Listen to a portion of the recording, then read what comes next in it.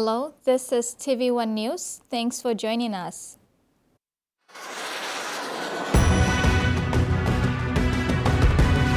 In this edition, Committee adamant to alcohol abuse, POE 6 Law 7 order support, and PMGH managing COVID cases.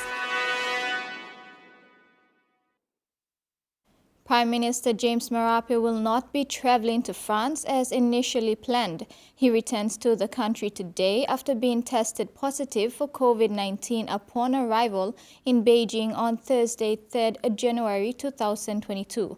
Nonetheless, he has hailed the visit to People's Republic of China a success. The Prime Minister met with Chinese Premier Li Keqiang in an historic Saturday evening virtual meeting. During this meeting, the two leaders reaffirmed and announced a significant list of deliverables, which included MOU signing between Ministry of Agriculture and Rural Affairs of China and the Department of Agriculture and Livestock, completion of China-PNG Free Trade Agreement joint feasibility study, and commencement of negotiations, and commemoration in 2022, the 20th year of China medical team visits to PNG.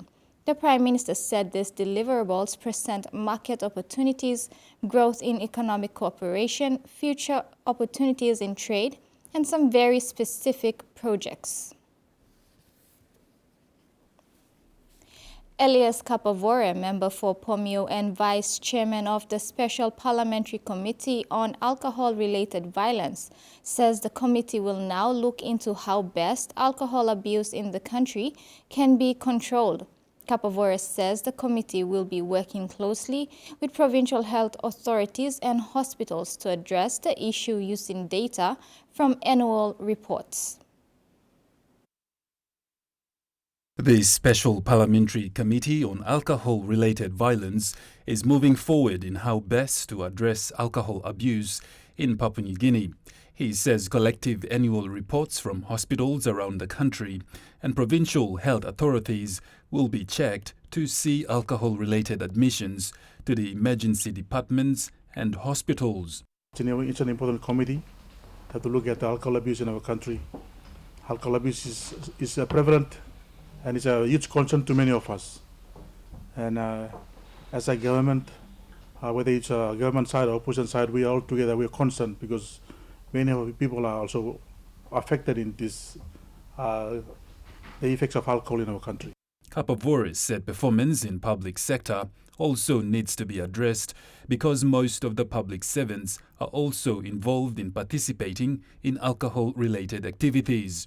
He said public awareness, forums and other means of disseminating information will be used to address alcohol abuse and how it can be controlled.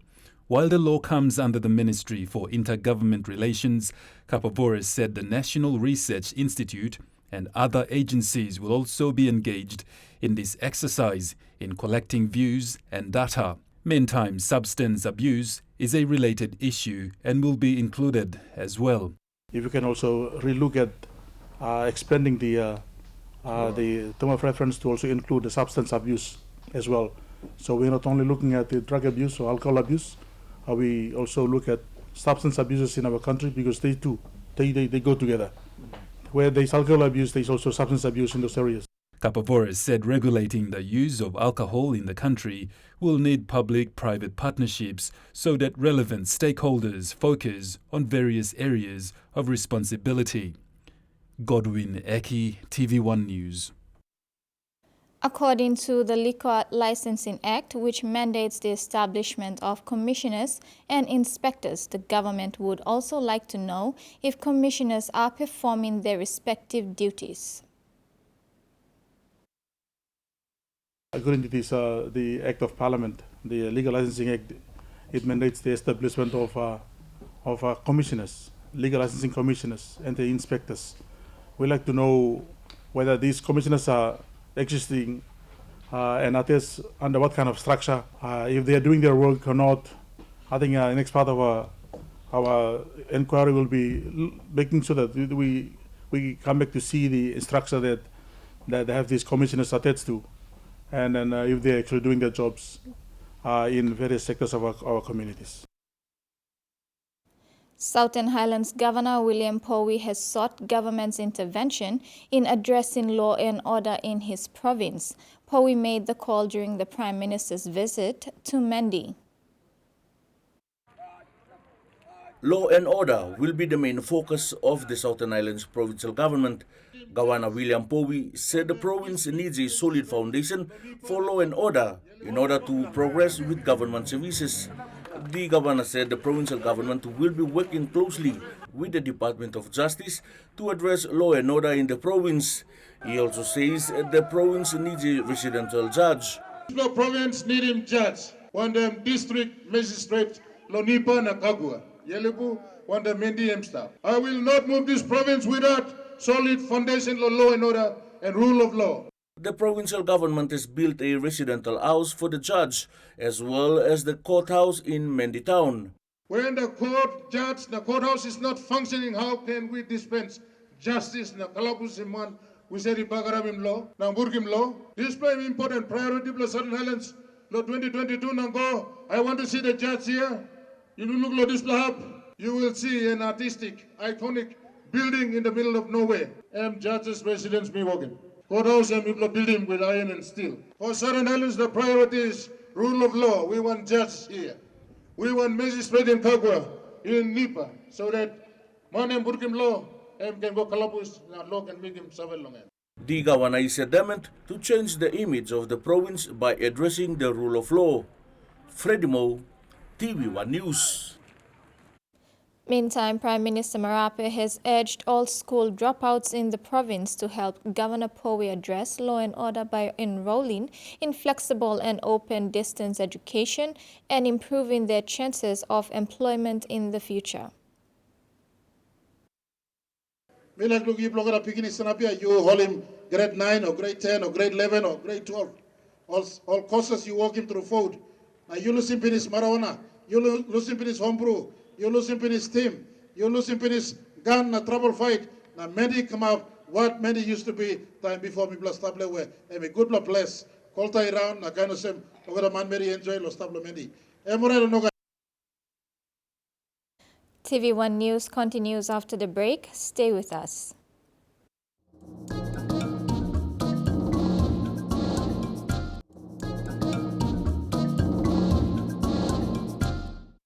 Welcome back. On the eve of the 2022 national elections and in light of reports of administrative delays, the impartiality and integrity required by PNG Electoral Commission officials in the provinces to uphold the constitutional guarantee of free, fair and safe elections has never been more crucial. This was the message shared with provincial election managers at a one-day workshop held in Port Moresby by TIPNG in partnership with the PNG FC recently.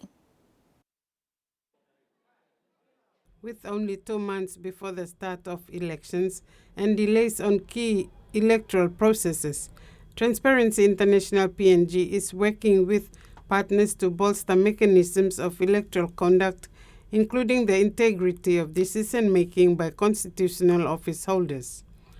Transparency International PNG Director Richard Gassman told workshop participants to take note that the Constitution speaks of rights and responsibilities. He said to see it as a contract between the state and her people. Gassman added that the Constitution of Papua New Guinea promises its people to deliver free and fair elections. It promises 1 vote per person, that its citizens must cast their votes in confidence and not to be forced or placed under duress. Gassman reminded the participants that the office of the Electoral Commissioner is a constitutional office which should not be directed by other departmental heads. In the conduct of the national elections, provincial election managers can work with provincial administrators and provincial police commanders, but they do not take direction from these officers. The workshop was opened by the Electoral Commissioner Simon Senai, and it was attended by electoral managers from Morobe, East New Britain, New Ireland, Milne Bay Central, National Capital District, Eastern Highlands, and Jiwaka. Frida Kana, TV1 News. Port Moresby General Hospital reported that 75% of COVID-19 tests came back positive within 24 hours on the 1st of February 2022. According to Director Medical Service Dr. Connie Sobi, about 100 hospital staff were also infected. Most of them had mild infections. Some have resumed after a 3 to 5 day isolation. However, as expected, staff isolation is adding pressure on existing rosters in respective clinical areas. As at the time of this report, there were 22 inpatients in the ward, all having comorbidities, with half of them on some amount of oxygen. On a positive note, Dr. Sobi said the hospital did not have a drastic increase in severe respiratory disease in COVID-19 cases in the last couple of weeks, despite large numbers of positive cases. He said they continue to monitor the situation closely, aiming to maintain usual clinical services as much as possible. Don Bosco Technical Secondary School in Rabaul is New Britain opened the academic year, celebrating the solemnity of St. John Bosco with blessings. The ceremony included the opening of new dormitories.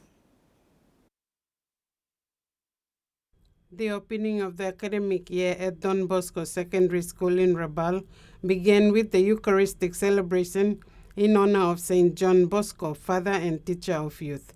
Present for the celebration were the Salesian sisters, teachers, and a few excited boarding students who arrived early and witnessed the blessing of new dormitories by Archbishop Rokus Tatamai of Rabaul Diocese.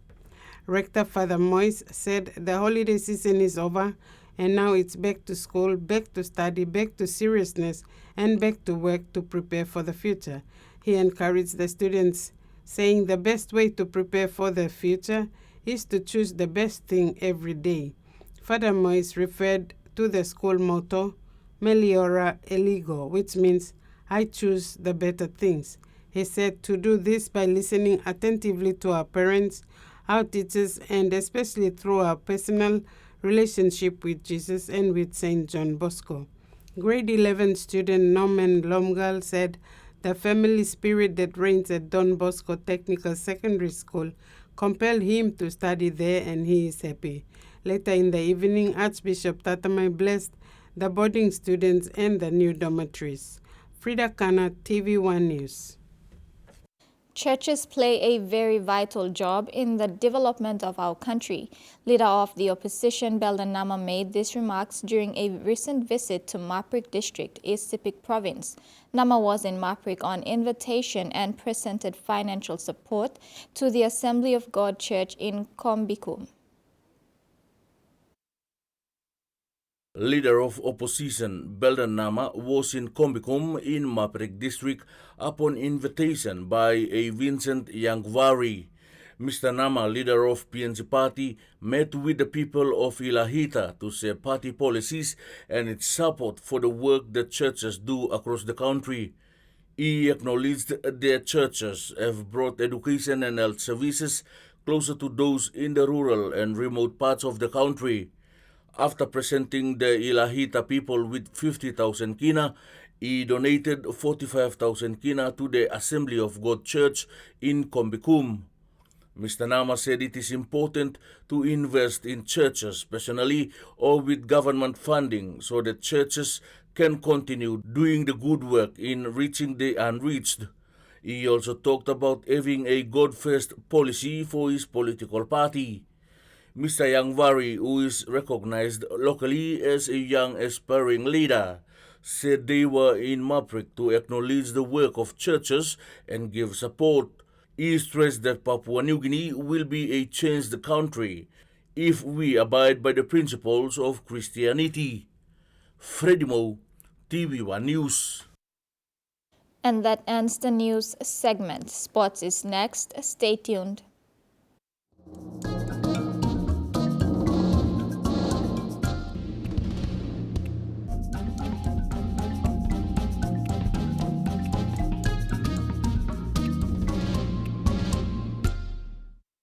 Welcome back. National sports federations are urged to follow up with the PNG Olympic Committee for funding allocated under Team PNG's performance strategy.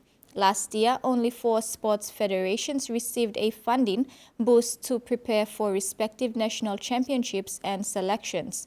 Sporting codes, athletics, basketball, boxing, and VAR are well on their way with programs. The funding they have received covers equipment funding support. Funding for Team PNG performance strategy implementation was made possible through sponsorship from Kumul Consolidated Holdings Limited last year. PNG High Performance is still waiting to render its services to national teams and individual athletes since closing its facilities last year due to COVID-19. This year, with Sports Foundation and High Performance staff back at work, a massive cleanup was undertaken of the various training venues. They now wait to be given the okay to carry out their respective duties. While facilities are clean and ready for teams and individual athletes to use, the PNG OC having sent a checklist of athletes for training, the PNG Sports Foundation is yet to get the all clear from the Pandemic Controller's Office.